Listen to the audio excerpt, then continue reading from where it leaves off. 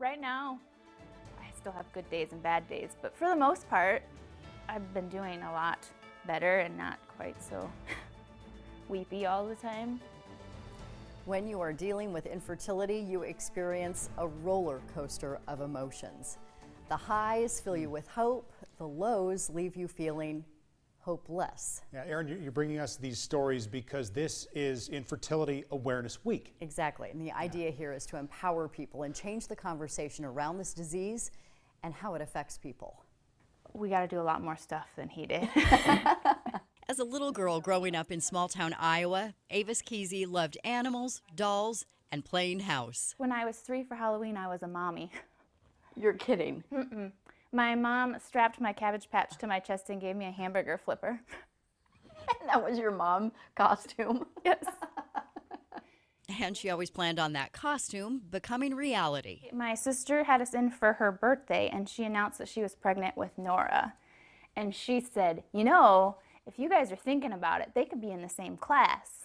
And it was a joke, but it was something that got us talking about it. Mm-hmm. And that's kind of when we decided, and that was in 2015, we decided to start. And so you get all excited and you start picking names. And I remember being so excited to like reveal, and then it wouldn't happen and it wouldn't happen and wouldn't happen.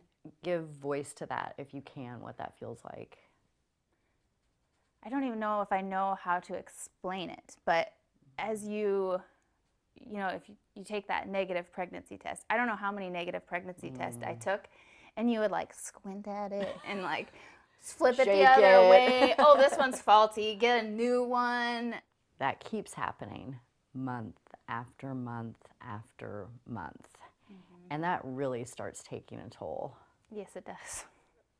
It's mostly just disappointing and stressful, and you're like trying even harder, and then it just puts a lot of strain on your relationship. So then after a year, we both went to the doctor, but our insurance covered absolutely nothing to even find out what was wrong.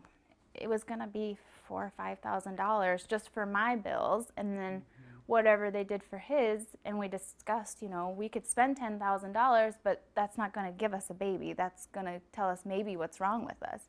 And so that was really hard because I didn't know who to talk to. And I talked to Colby a lot, but you can only say so much. Mm-hmm. And he obviously was going through the same things. So that was the hardest part, I think. It was just very lonely. It just was heartbreaking to see these people that had what I wanted. And that was probably the hardest part. And I didn't know anyone. Like, when you look at your family, like obviously my mom had kids. Right. And my mother-in-law.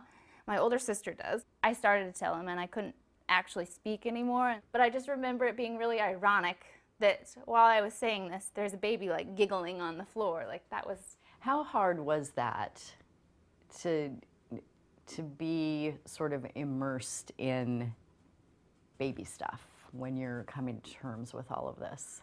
When we were starting, that's when Katie was pregnant, I still was like, this is gonna happen for me. Pretty soon I'm gonna be pregnant too. So it wasn't as bad. Since I have yet to go to a baby shower. I haven't been to one of those yet. But it's just really hard to celebrate what you can't have. I couldn't even go buy baby clothes, gear, anything. Yeah, I loved Amazon because you could just go to their registry and have it sent directly to them, and nothing had to even come into the house. How would you describe where you are in this existence of wanting to be parents and not being able to be? I would definitely say I am better today than I was 5 years ago when I told my parents. But there's still random, you know, like Nora just turned 4. That was a hard day.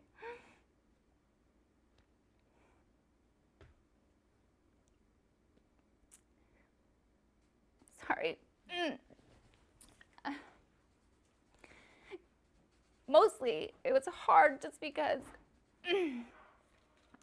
you know, we just had that deadline. And so we started 4 years ago. We could have a 3-year-old, and all we have is 4 cats. So what do you do to get through that stuff?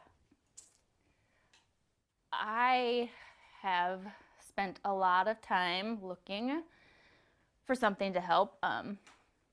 I have leaned a lot on my faith, searched the internet. My main thing was trying to start a support group.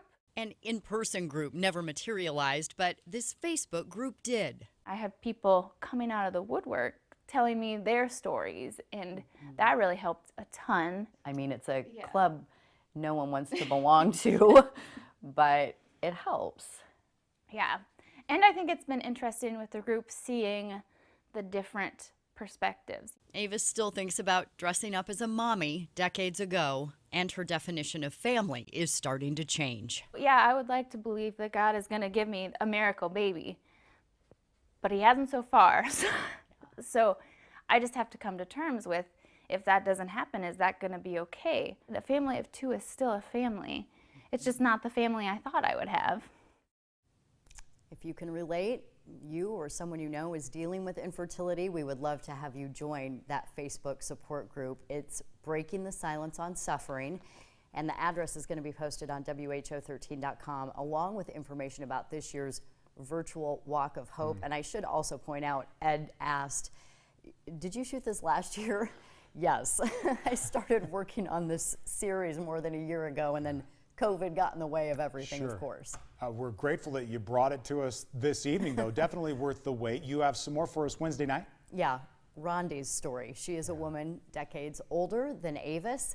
She's going to share her story, and it is one, again, of faith and resilience. God bless each of them for opening up about this. Thank Very you grateful. so much, Erin. It gives us something to look forward to. Unlike this weather, folks, April snowed this morning. What? Limited visibilities. We got the cold air settling in for a while. Ed, everybody's screaming uncle here. I know. I saw that in the prompter. I thought you were saying I was Uncle Ed. I'm usually Mr. Ed. But yeah, we are calling Uncle right now. And this is a pretty decent evening. The wind has died down quite a bit. We're still at 40 degrees and no snow out on that view. This was the view today, though, at Saylorville. Right during the late morning, right to around noon, that's where we had that snow, reducing the visibilities, and for some, just reducing the way you felt about the day. And I don't blame you. We did have just about a tenth or 1/10 of an inch of snow today in Des Moines, but some areas in southern Iowa have had that snow on throughout most of the day. Brighter weather coming your way, I promise, by the end of the 7th.